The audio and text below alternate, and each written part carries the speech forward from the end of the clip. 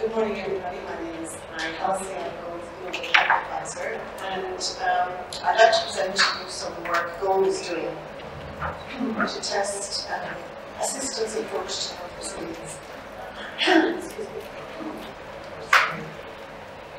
And what we've taken the learning from work GOAL has been doing over many years on health resilience, and we've been applying that work in Honduras and Latin America specifically. And now we're wanting to use those approaches and apply them to a health system for the first time. So as mentioned in the opening session many times, disease outbreaks, conflicts, climate change, displacement, all increasingly impacting on health systems around the world, especially in fragile contexts, where the health systems are already very weak. So in GOAL we use the USA definition of what is health resilience. So it's the ability of people, households, communities and systems and countries to mitigate, adapt to and recover from shocks and stresses in a manner that reduces acute and chronic vulnerability and facilitates equitable health outcomes. So what is a shock? So the shocks are sudden events, defined in this context, sudden events that impact on the vulnerability of the systems and its components. So as I mentioned, these could include disease outbreak, floods, hurricanes, droughts, earthquakes, etc., as well as conflict-related shocks. Stresses then are longer-term trends that undermine the potential of a system and increase the vulnerability of the actors within it. And climate change is a good example of a stress that really affects the vulnerability of people. So this graphic is the basis of GOAL's new strategy, which is 2025, and it's called Process to Resilience. And it describes, I suppose, our focus on stabilizing and strengthening systems. So working to build resilience of systems along a trajectory from acute crisis to more stable functioning. But of course, it's never a linear process, as you know. But in theory, the aim is to build the capacity of communities and systems to move from crisis, not just to survive, but to thrive. So when a shock happens, as indicated here by the flashes, when a shock happens, we want to see we don't want to see it going back in the system, going back into crisis, and that's the whole cycle of crisis, or even just surviving, but progressing along a resilience pathway where the system not only recovers, but can actually become stronger and more resilient to future shocks. So, as I said, in reality, this is not a straight line, and it's much messier, but incremental increases in resilience can help to move the dial along. So, strengthening the capacity for resilience can take many forms, and we speak of strengthening absorptive, adaptive, and transformative capacities. So, absorptive capacity is prevention and coping measures to avoid permanent negative impacts from shocks and stresses to maintain health system stability. So, basically ensuring the relative stability during a crisis. And the analogy here on the left is with a boxer being able to absorb the blows of a shock. Adaptive capacity then is the capacity of the health system to make adjustments and improving the overall system performance. So making incremental changes towards greater flexibility. And in this case, the boxer is evading the blows or dodging the punches. Transformative capacity then is enabling environment for systems to change. So the ability to make fundamental changes that address the underlying vulnerabilities that impact on the performance of the system and progress towards improved outcomes. So here we're looking at structural change making towards transformation of the system. And in this case, the boxer is a boxing that takes on instead. An analogy there. So really, using these capacities to build health system, resilient health systems, we look to improve two key pillars. So around improving preparedness and response to emergencies, but also service continuity and improved function even when confronted by emergencies. So this is very busy, but this is basically what we call the resilience lens, and it's from some work we have done on resilience for social systems. And I won't describe it in detail, but basically you can see the different elements of the social system, and if that includes the health system there, it's just one of those segments. So we also, as Siobhan mentioned this morning, we're using some of this work, and we're working with several partners in the USA Momentum Integrated Health Resilience Project, and we're now using the work we've done in other areas of the world to apply to our resilience approaches to our health system in countries like South Sudan, Niger, Mali, and Sudan, among others. But we also recognized as part of that project that the target populations to be healthy and more resilient, their households and communities and the health services provided to them must also be resilient. So we have to look at it across those 4 levels as well. So taking a closer look at the health system segment of the resilience lens, we developed this framework for applying resilience approaches to a complex health system. So we look, and in this framework we look at what? We're looking at the shocks and stresses. We're looking at the resilience for who? We're looking at the resilience for individuals, households, communities, and the health system more generally.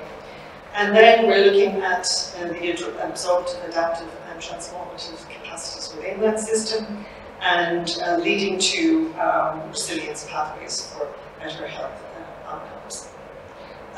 So just to mention some of the tools that all of this work is based on, two key tools were this first one on analysis of resilience of communities to disasters, called RT, and this was published in 2016, and the RFRS, which is Resilience for Social Systems, was published in 2019.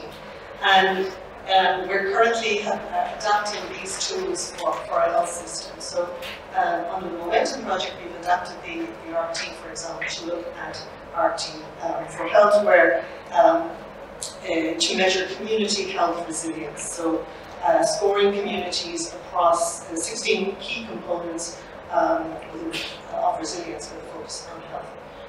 And these are available on the Nexus, Resilience Nexus website there. This is just an example of a spider graph, which probably is also one of those assessments, or called the RT assessment. And this is a baseline and inline assessment on our resilient neighborhoods in Honduras.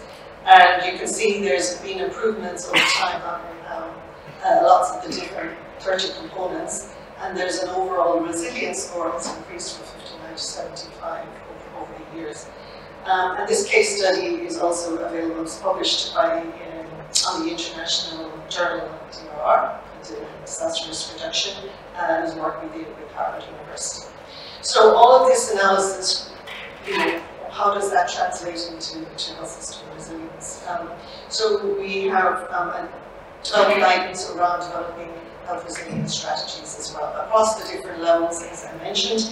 And here you can see some examples of those. So at an individual and household level, for example, the focus on focusing on self-care and the whole concept of self-care, concept of household financial capacity to meet health needs. Rachel, we can split that here. Will you share some of these? At community level, we're looking at the example again that Siobhan mentioned this morning, community-led action, to trigger communities to take action to protect themselves against a disease outbreak.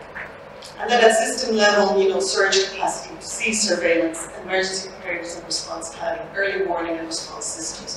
All of those, these are just different examples of addressing health resilience. So in conclusion, GO is working to operationalize and measure the outcomes of this work and for health resilience. And we want to strengthen the evidence on health resilience, testing these approaches and working with system actors to measure effectiveness and to disseminate that learning around health resilience. Thank you.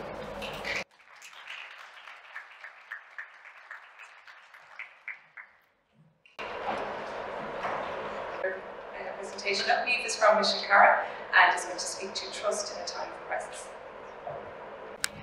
Hi, good morning everyone. We're reading over gender equality today, so I'll actually present it to my colleague Jacob and for the Royal College of Surgeons as well. So just very quickly on Mission Cara before you get into the research, I suppose this is our new strategy from 2021 to 2026, and it builds on the long distinguished history of Irish missionaries across the world and their work, I suppose, with the vulnerable and marginalised communities.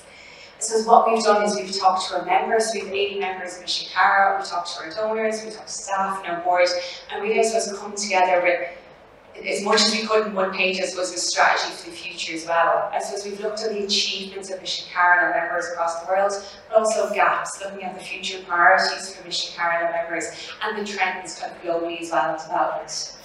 I suppose and what this does is it encompasses what we do collectively best for people with 80 members in our organisation. So you can see there are underlying values of justice, respect, commitment, compassion, integrity and trust. And as a result of these values, I suppose it allows us as members, I suppose, to uphold the right to climate resilient and livelihoods and decent work, to better health and sanitation, to quality education, because I skipped it, to human rights and emergency relief and support as well. And our vision and mission then allow us to look at the national agenda of a better world and then feeding into the global on the sustainable development goals. And our unique little wheel on the bottom left-hand side there is the mission approach to development, which I'll touch on a little bit. So I suppose in the last year alone, Mission Cara reached out to more than 50 countries across the world, and we looked at both access, affordability, sustainability, and resourcing in both health and well-being, and into water and sanitation as well. And you can see that there's over 677,000 people that were impacted in 1 year alone.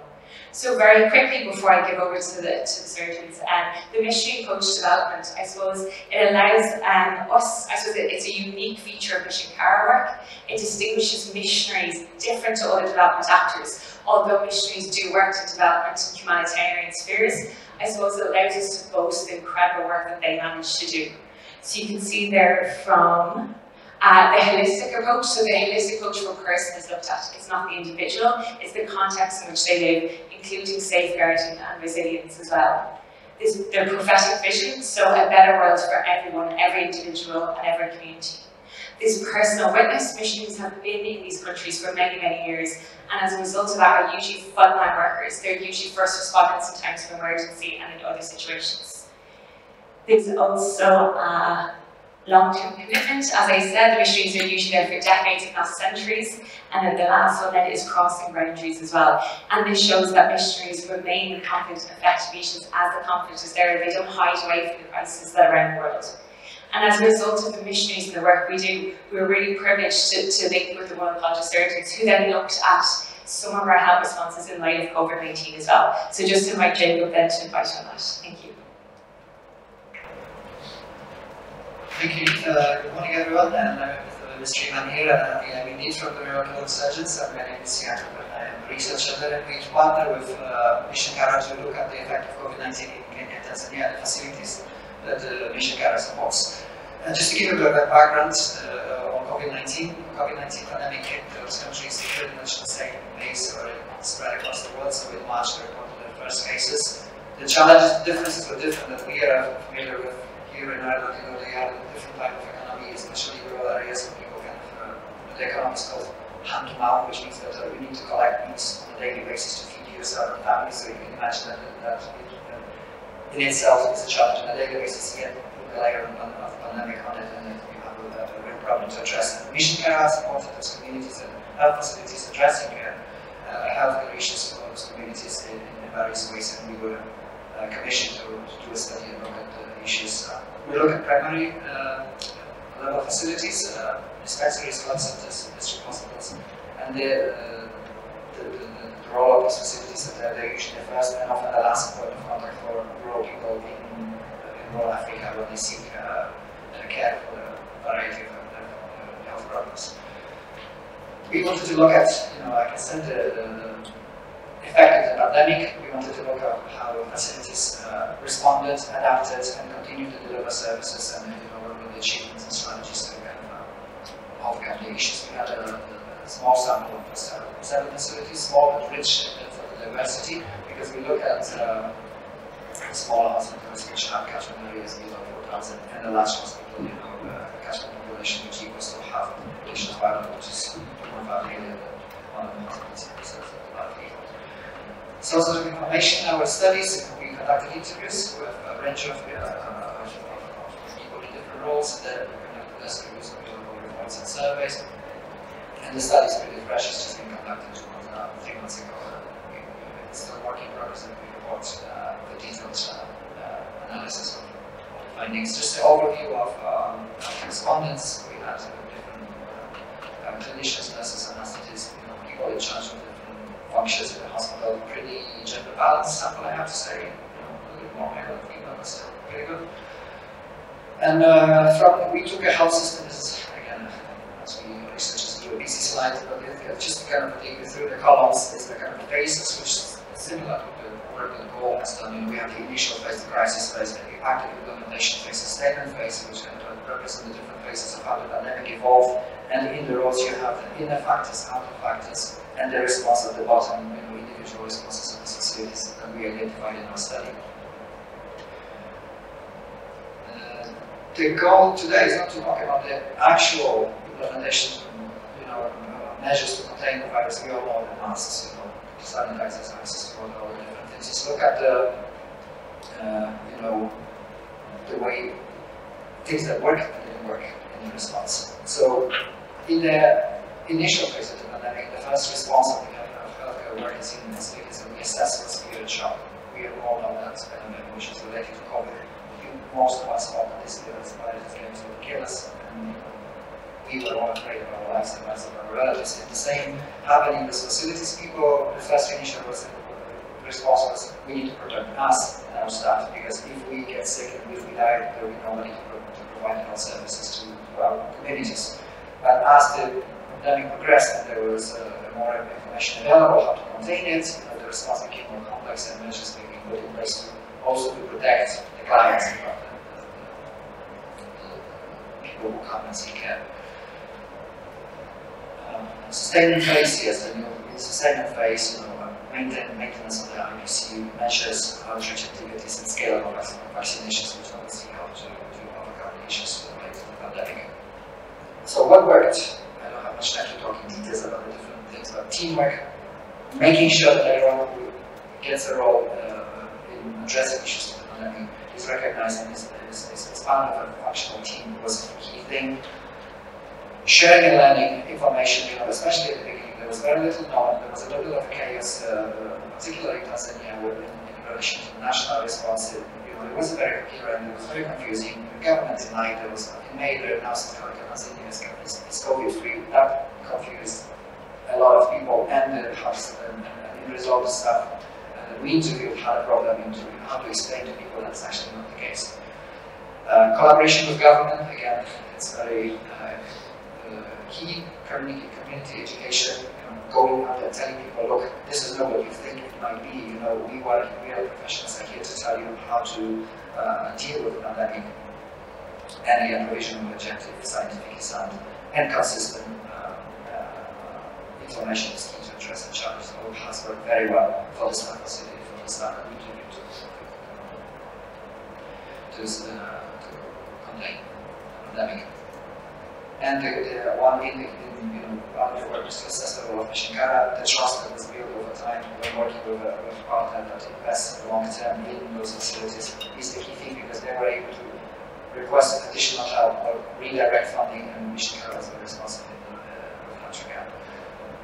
What didn't work well? The opposite of what I showed in the previous slide. Misinformation, misconceptions, initial resistance, challenges related to regulations, and that reduced adherence of the general public to COVID prevention measures. Impact of lockdown, the hand-to-mouth economy. If people cannot move and collect moves to feed their families, hunger became a big problem, and moving forward we need to be careful about what is the effect of lockdown versus they couldn't abandon this does. Additional finances, purchase of masks, aprons, all the different things that people need to buy. You can imagine that we're not talking about very well reasons environment. That additional layer of caused a lot of issues on the ground. Coupled with the national increase of prices, people want to make money on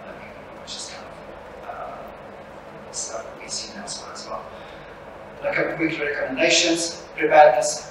For us working in public health, the pandemic was coming. It wasn't a surprise. So there was a literature in 2015, 16 saying it's going to come, it's going to come, it's going to come. And it came. So anticipation is key.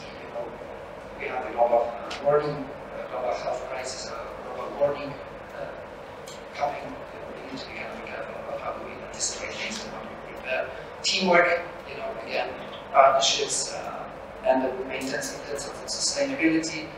The staff that we reported that they really appreciate some of the COVID measures being still sustained because they help to spread TB, for instance, and other diseases that kill people in those communities. So face mask, avoidance of gathering around facilities, and have hand washing is key. And then the knock-on effects of lockdowns, mental health issues, increase of teenage pregnancies, and all the different things. So alcoholism, drug abuse, and our interviewees reported as the kind of side effects of the stress and lockdowns related to the pandemic.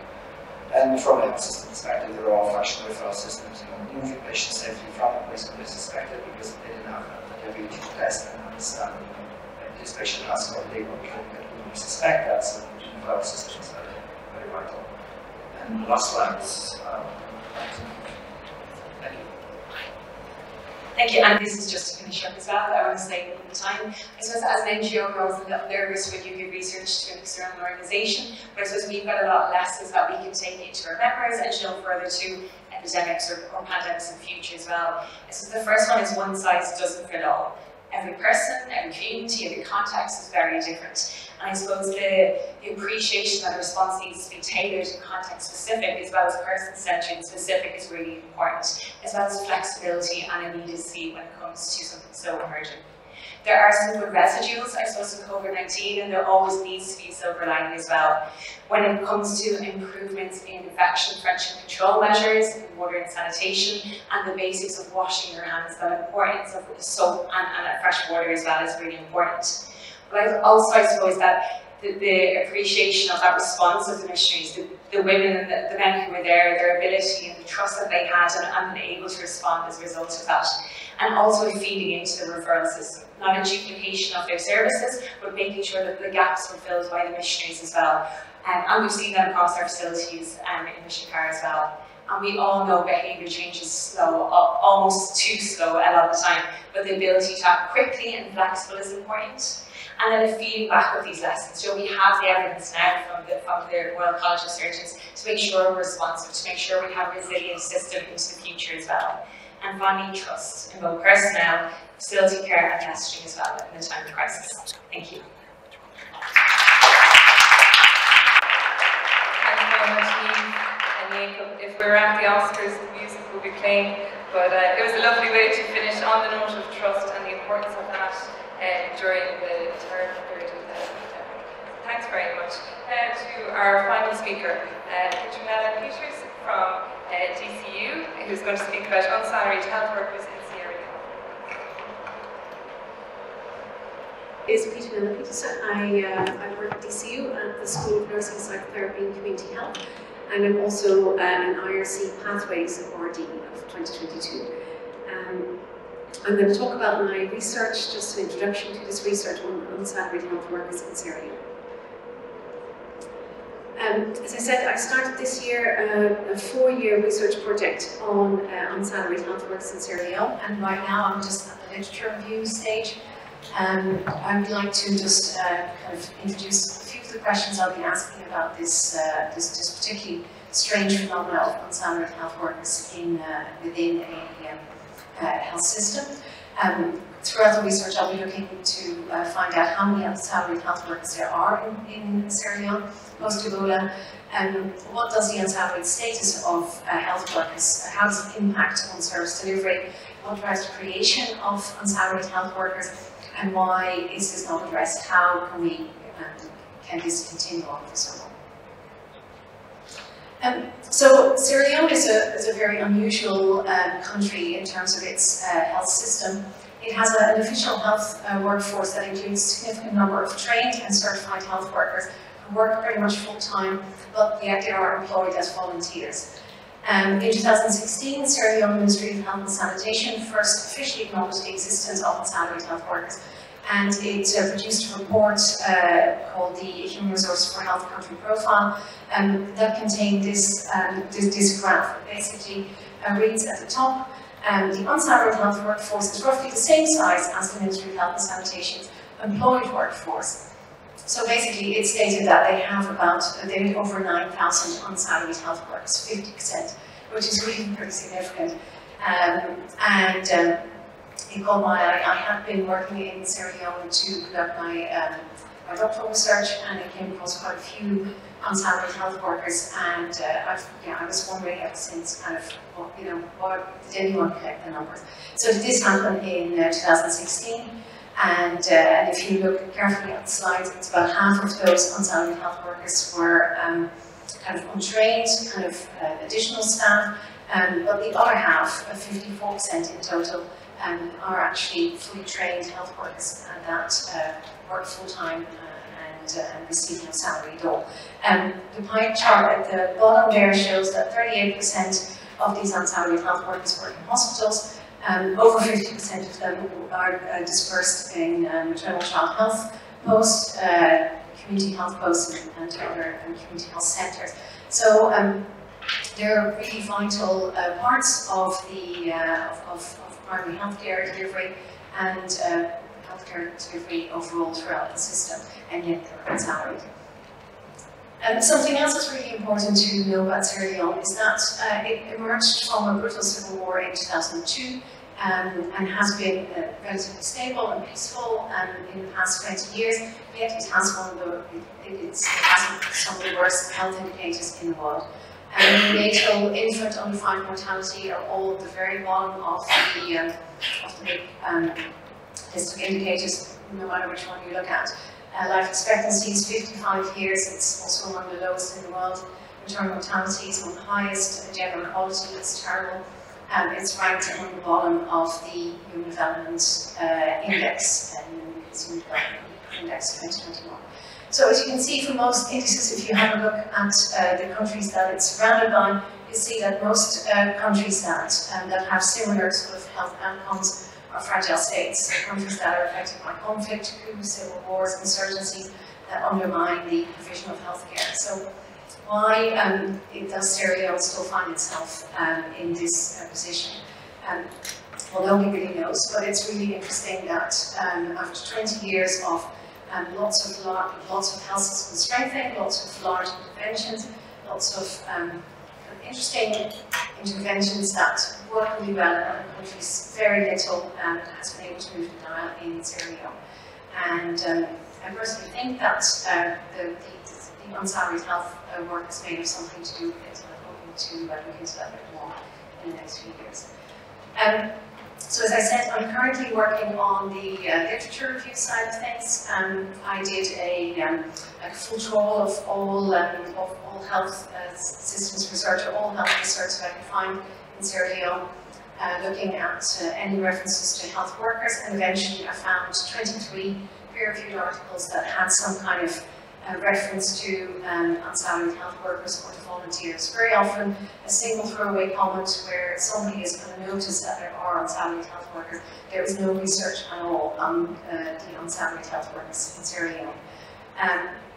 Very often you see that there's community health worker literature, there's very large community health worker programs about these are very lightly trained community volunteers who receive stipends, and they are now being implemented in Sierra Leone, yet they're expected to work alongside fully trained health workers who get no salary whatsoever at all, and people are wondering why this community health worker system is quite problematic and people are not getting along at the community clinic level. And I've read all of the reports that I just told you about, including a range of Ministry of Health and Sanitation policies and strategies, and I was able to create a timeline of unsalaried health worker data, which is this big timeline here. You can go right back to kind of Sierra Leone's post-independence period, and in the 1970s and 80s, Sierra Leone suffered a major economic collapse. It's the only country that ever declared an economic state of emergency because the government was so corrupt that the country completely ran out of money, and a lot of civil servants were either paid in rice or not paid at all. So there were unsalaried health workers even as far down as, even as far back as the 1970s and 80s.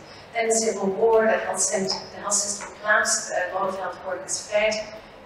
And then in the immediate post-war period, it was a very messy time for health systems and for kind of setting up some kind of payroll in the system. Lots of bush doctors and nurses, people who were aligned with the rebels, were also entering onto the payroll. Payroll was very inaccurate, but initially didn't really matter because NGOs paid salaries. But as these NGOs stopped paying salaries, realised that there was lots of lack of access to healthcare because lots of unpaid health workers were simply charging to make ends meet. Then in 2010,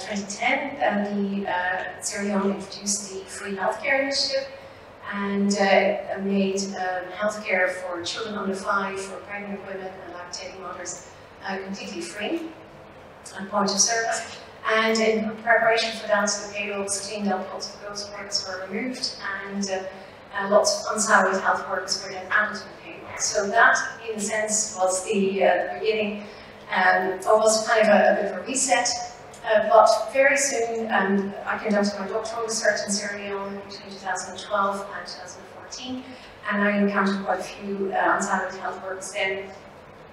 And very soon after we had the Ebola crisis. So the first kind of definitive sort of numbers came in that report in 2016, and with that report, luckily came also some kind of like, for example, the Human Resource for Health Country Strategy, which actually kind of provided a costed strategy for bringing trained unsalaried health workers into the workforce. So that was actually a very positive moment. There's lots of support from the UK government, and that seemed like a good moment to turn the system around. But sadly, then the donors change, the advice changes, and in the 2021 to 2025 National Health Strategy, all you see is a line about the fact that there's still 50% of the health workforce is still unsalaried, and there's not really any actual plan to do anything about Sierra Leone's unsalaried health workers. So what seems kind of to be successful, 1 minute or going in the right direction, then completely turns around. So as I said, I looked briefly, I'll go through a couple of quotes. The Ministry of Health Policy and Strategy papers were initially very, they seemed to be willing to take action in 2016. There was language like, we need to develop and implement a plan to absorb critical unsalaried health workers. But then in 2021, you can see new advisors, new visions. The national strategy talks about having to hold an annual multi-stakeholder human resource for health forum and medical training. It talks about facility health workforce gap analysis that may be conducted annually. So all of a sudden you circle back to from taking action, knowing what's happening, taking action to oh well, we may just have to do some more research and think about it for a little while. So that's actually incredibly disappointing when you follow this closely.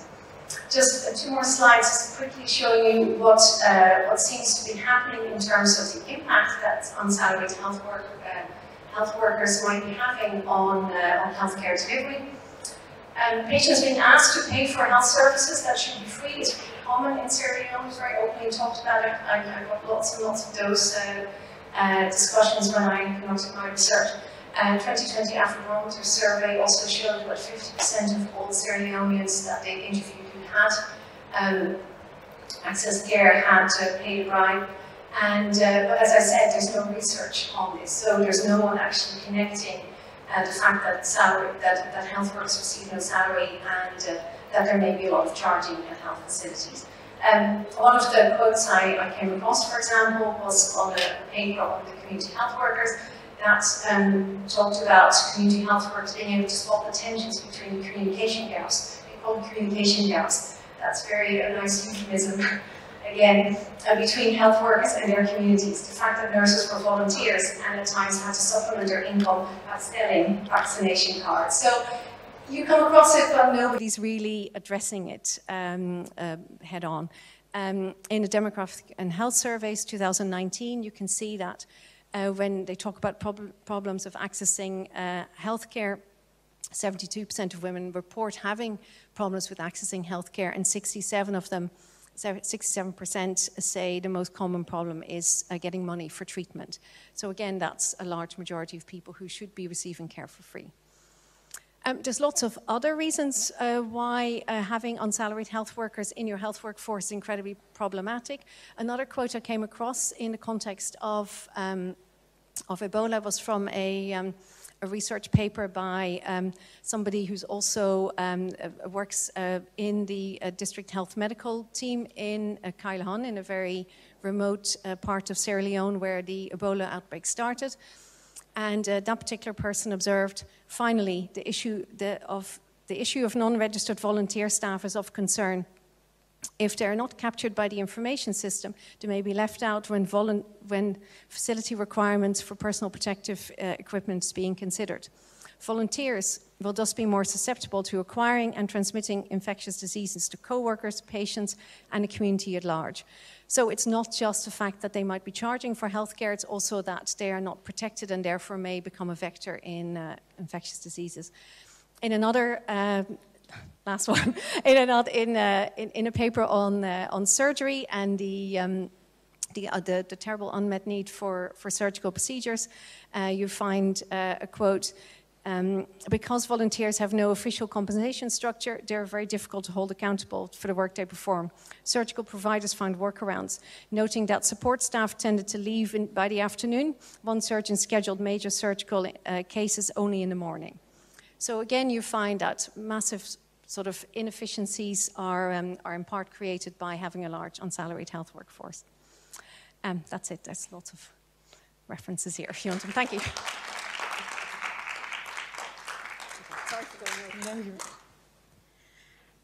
So we're just going to take a Q&A section now. So we'll also be taking questions from those who are online.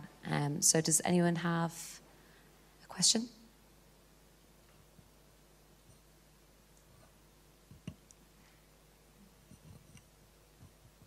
Or anyone online as well? Where? Yeah, go ahead.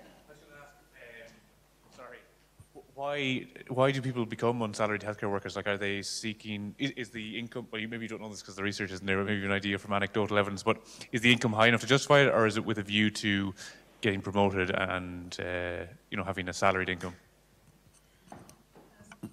Yeah, there seem to be two reasons. So on the one hand, lots of people are graduating from some medical courses, sometimes just 1-2 year courses, fairly low-level education, and they are posted to particular facilities with a view of eventually ending up on payroll. But there seems to be no regulation as to how many people are posted, and there is such a major shortage of health workers in Sierra Leone anyway, that there's always a gap. They're always useful to have health workers there, and even if they don't have a salary, nobody in the community seems to really care, and they seem to be making a living somehow, so they just end up getting posted there.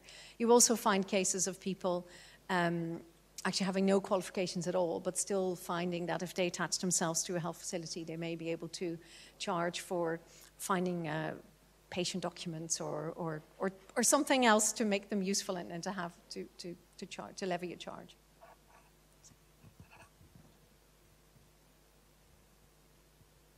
Well, I have a question if there isn't anybody else jumping to. It was really great insight from all of the speakers to see the components, those key critical cogs that have to exist and be promoted and brought on in order to build that resilience in health systems to respond effectively to pandemics. How do you feel we're fixed now? What's our situation like now in terms of readiness if we get hit with something again? Take a response from each person. Yeah. Does anyone have an immediate?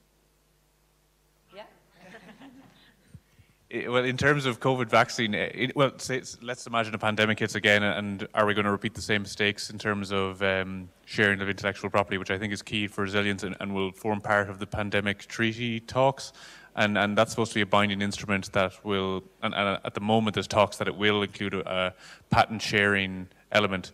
So, but when you look at that was also built into the WTO agreement. So I think there's no evidence really, and on top of that, there's going to be talks of waiving intellectual property rights in a month's time. When we look at those talks, I think they're quite representative of what will happen in the future, and that the exact same things will happen again. We all will now.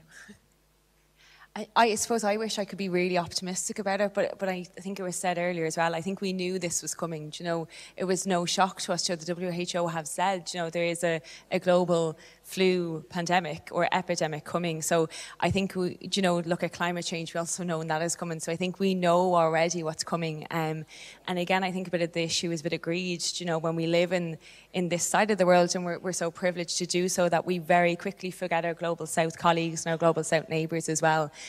So for Mission Carry, I suppose what we're trying to do is build the local resilience and localisation in these responses, that we do feed into a global system, but we can't be reliant on Ireland or just, I suppose, the global north to respond to that. And it should be more kind of interconnected and multidimensional across it as well. But I'd love to be proven wrong, and that, you know, we would respond very well again.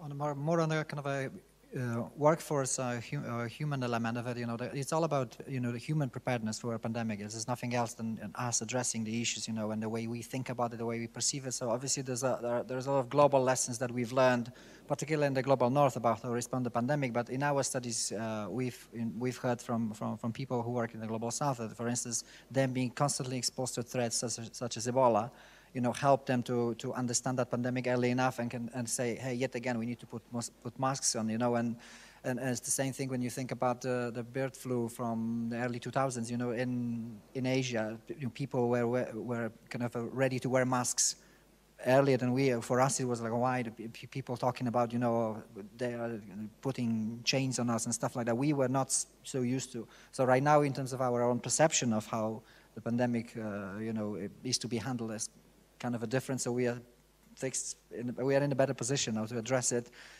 Yet on the health workforce side, I think the global shortage of health workforce is something that is going to be, you know, impacting us negatively again, because we are nowhere near to be addressing the problem. You know, it's the same problem is in Ireland. You know, when people get sick, health workers get sick, there's less people to respond to the general public demand for health services in times of pandemic, and the same happens in sub-Saharan Africa, where most of our work is, but the scale is completely different and completely on a different level and uncomparable.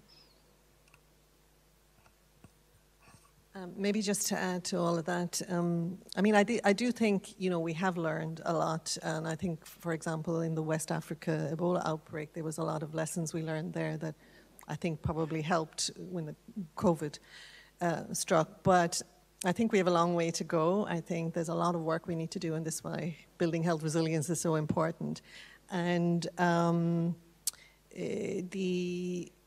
the example now, for example, in Uganda, where we have another EBD outbreak, we're already making some mistakes there as well from the get-go in terms of how that's handled. So we have a good way to go, but yeah, as I say, lessons have been learned. And I suppose the other point is, right now, COVID is not over, as we've said at the beginning of today, and the shocks are still coming fast and furious as well on top of that. So I think the challenges, there's a lot of challenges.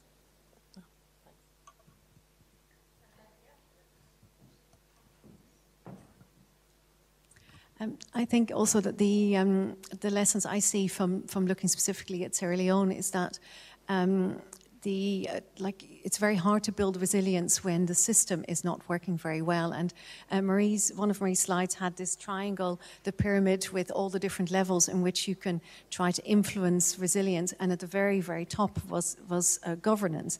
And I think that, you know, we very often overlook governance, and sometimes we don't necessarily overlook it, but it's very, very hard for international organizations, for NGOs, but also, and even for kind of bigger donors, it's very hard to influence the governance of a particular country. But I do still think that the lesson is that if your governance is very poor, it's very, very hard to make any inroads in healthcare delivery and you know, let alone resilience, if you like. Even just a day-to-day kind of level of care is already complicated. So kind of thinking about resilience planning for the future is even more tough. Thank you. Hi, just to pick up a little bit on what you said, James, about the PPR treaty, and it's supposed to be legally binding, and we know next year there's going to be the high-level meetings on pandemic preparedness and response and on UHC. So just if all of you could have one aspect reflected in those negotiations, what do you think would be most important?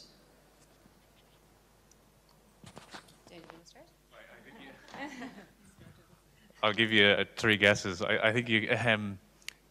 It's hard. Like the World Trade Organization is set up to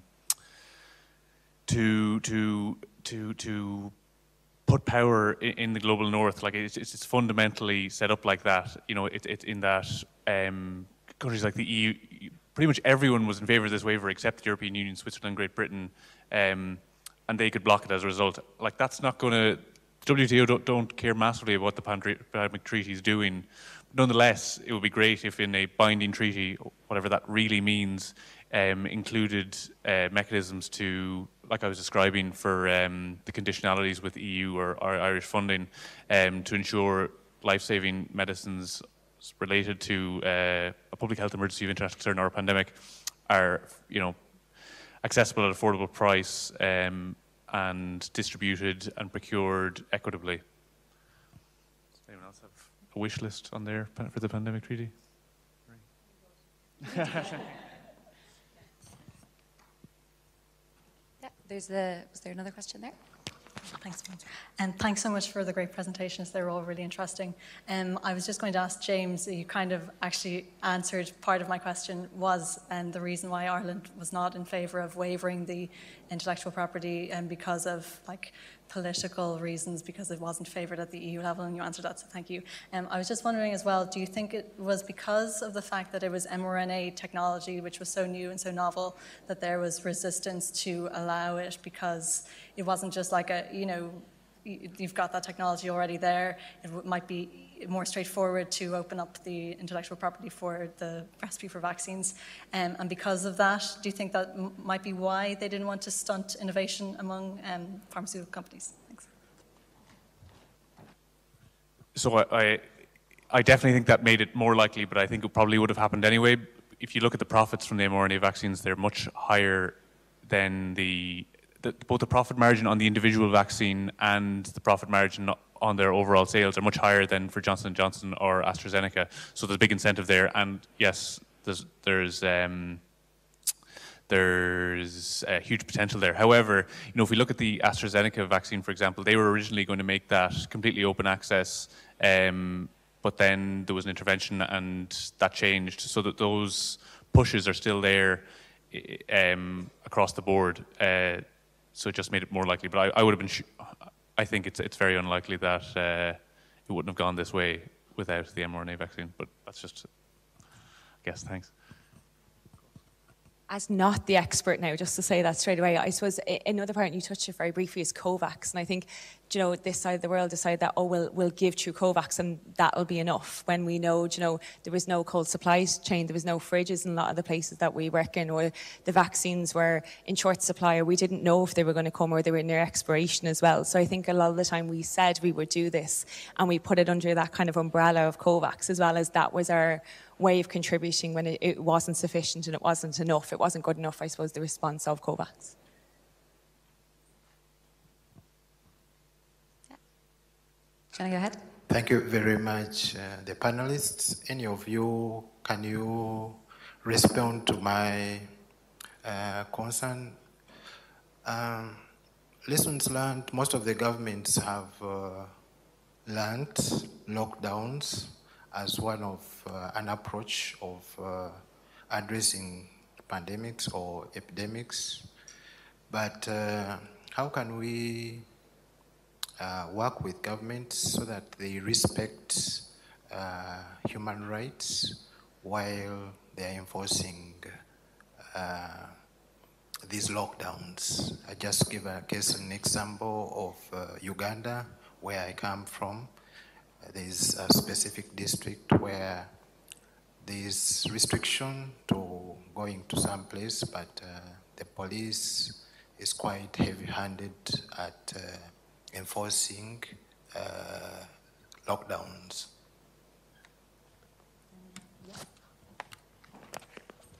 Yeah, in our studies we identified the same issues, that there was violence involved in stopping people from moving. Is the microphone working? No. And the detrimental effect of lockdown on the human condition, in those areas when they cannot go, and there's something to consider. I think that there's a huge amount of lessons learned from this pandemic about context specific, and that there's no one size fit all. The recommendations about lockdowns were coming from in a kind of a top-down fashion, so that's one of the key messages again, that we've heard it so many times, but there is no one size fit all, so I guess that's one of the things. So as we've talked about the importance of kind of influencing the governments and politicians running the show for us, yes, it's very important that the lessons that we've learned as the research community, or the people who work in the global space, are being kind of translated to a language that they can understand, that they can see that there were mistakes made, and the mistakes need to be corrected moving forward. So I think that's the only advice I can give it. Yeah, I think that's a really good point as well. And again, a lesson from West Africa and Sierra Leone Ebola was that, at the initial, I suppose, start of the response to the outbreak there, lockdown, severe lockdowns was one of the things, but it didn't come with the understanding, the messaging, and also in some research we've done recently with WHO on contact tracing. There was, resistance to contact tracing because people didn't understand why their families were being quarantined, why their loved one was being taken off somewhere and they wouldn't see them again and never came back, and all of this. So, there was that lack of understanding as to why. So once the risk communication and community engagement piece kicked in, that really improved that, because, when people weren't complying, then security forces get heavy-handed, and that's not a good situation. So I think it has to go hand in hand with people understanding, why these things are, why they have to stay at home, why they're prevented from going out and earning their living to feed their family. It is quite a difficult situation, but I think that communication really helps. Thanks. And I suppose for me, I'm just thinking, Joe, when we look at those community health volunteers, or those unsalaried workers, or the missionaries where, Joe, they've been there and they responded very quickly. It's now about, not, I suppose, building on what they've done and use the evidence of that incredible response, like that referral system that they have, and the really connection they've had with that system, and how the response to any country would not simply have been the same without them. And I suppose it's then using that knowledge as maybe people are lucky in this country or working with international NGOs or the HSC or different areas, to then hold the duty bearers to account, to still acknowledge that, missionaries or unpaid salary workers or the different levels cannot do this forever, and there is a responsibility of different nations around the world to step up for that. Or where we are in the global north of supporting with fundraising and information and different things to ensure that, the systems, people don't continue to fall through the gaps. We need to learn from what was there as well. Colette Cunningham, UCC. I just have a question in relation to, there's a lot, funding has gone into capacity building, and I just wonder if the rhetoric needs to change from capacity building to resilience, because you very rarely see that in funding or in funding calls. So is there a place where it can move from rhetoric into practice, to actually putting funding into resilience, to actually build resilience on the ground in countries now, in, say, low-income countries? Thanks. I think that's a really good question. And I think you're right, you know, the focus should be more shifting, but I think it is shifting. There's still a piece of understanding what actually health resilience is and what it looks like and how we get there. But donors are moving, and I know USAID in particular are very focused on really progressing, building resilience, and seeing that they have invested for many years and decades in health system strengthening and capacity building, but it doesn't seem to be shifting the dial, and the shocks come and the whole cycle starts again. So the resilience piece is, and they're recognizing that, and I think other donors as well, like Irish Aid as well, are seeing that and are more supportive. And I think we're seeing it more in donor proposals now as well. They really want to look at, what are you going to do to build this, this resilience of the system that you're working in. Thanks very much. And I'm afraid we will have to wrap up there as I'm under instruction. Lunch is being served. I just want to thank Petronella, Niamh, Jacob, James and Mary for your fantastic contributions and discussion. I know we could have gone on a lot longer, so thank you very much for your contribution today.